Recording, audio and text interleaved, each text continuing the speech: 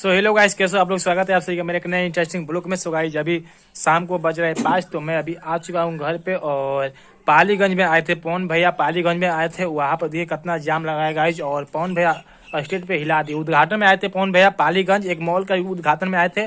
और चलिए ब्लॉग का स्टार्ट करते हैं। आप लोग देखिए ब्लॉग। और बहुत पवन भैया गार्डा मचा दिए और बहुत जाम लगा था गाइस, बहुत। आप लोग कंटिन्यू ब्लॉग में बने रहेगा और देखिएगा ब्लॉग के माध्यम से स्टेज शो, बहुत मजा आएगा। देखिएगा कितना जाम लगा था और क्या भगदड़ मच गया बाबा।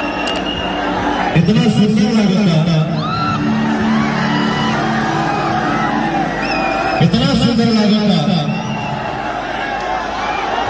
कि एगो बेटा एगो भाई के देखे खातिर छत पे, गैलरी में, मंच के दाहिने बस पे, कोना में छत पे, करकट पे